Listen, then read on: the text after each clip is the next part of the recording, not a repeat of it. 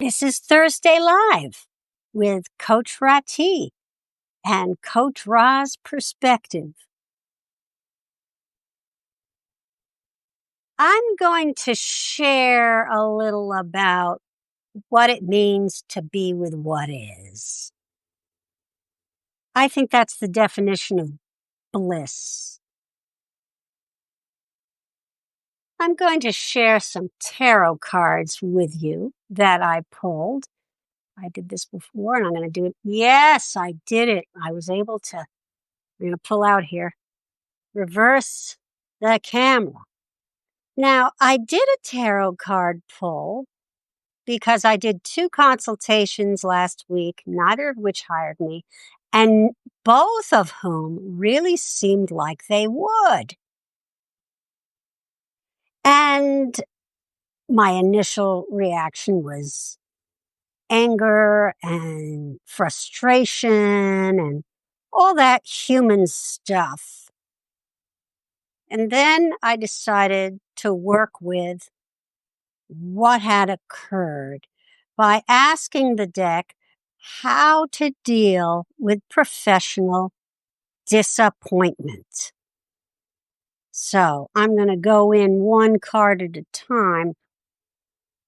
The first 2 cards I picked were the 2 of Swords and the Empress.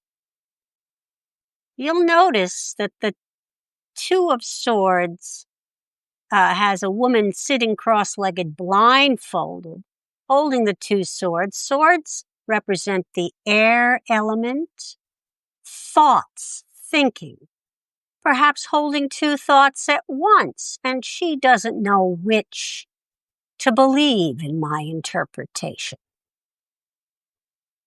The fact is there are many, many, many, many coaches out there. I could have dodged 2 bullets. On the way to selecting a coach on their journey, each of these people may have needed to speak to me to clarify what it was they needed. It wasn't about me. And the Empress tells me, don't decide. Who knows what is good and what is bad, as the Chinese farmer says? Who knows? The Empress is about abundance, all about being enough, about resting in your experience, expertise, and dues paid, and allowing things to come to you, not to force them. To be grateful for what you have. I really like this. The fact is, I used to try to, quote, overcome objections, close quote, as is said in the inspiration economy when people do a consultation and don't book, find out what's in their way.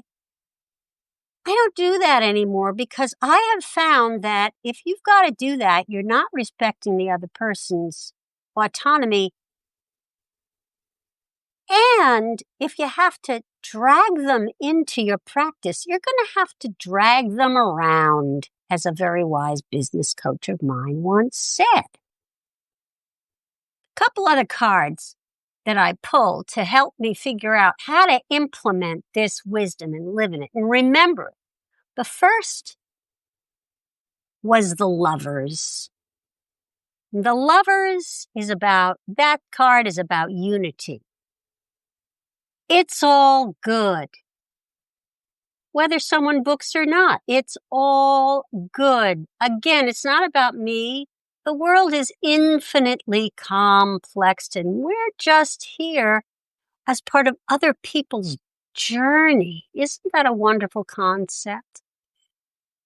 In a way that I've heard it said that in the Lovers, the card of the Lovers, this card is the DJ and the dancer. So maybe I was the DJ and the potential client was the dancer. or vice versa. Anyway, it's all good. We don't have to lean into a right or wrong, hit or miss duality with anything that happens in our life. And another thing that affirms that to me is the Queen of Cups. The Queen of Cups. Cups are the water element. They symbolize emotions that come and go. And the Queen of Cups has the agency, authority, and kindness to embrace it all. Allow the feelings to flow through. You are not what you feel. She accepts me no matter what I feel. It's okay to feel bad when something doesn't go your way, but if you don't allow that feeling to flow through, then you cannot abide with that which is. And as I said, that which is when you're abiding with it and not fighting it, is bliss. Now, I am talking on a very subjective, personal journey level here. I'm always aware that the world is complex and at large there is so much injustice, but we can't do anybody any good if we are not abiding in what is in our own lives, so that we can be of service when the opportunity presents itself. So when it comes to moving through your life, as I said in this week's blog, in this week's written post, take it like you're a tourist. You're moving through your own life like a tourist. Everything that happens is an experience to be taken in,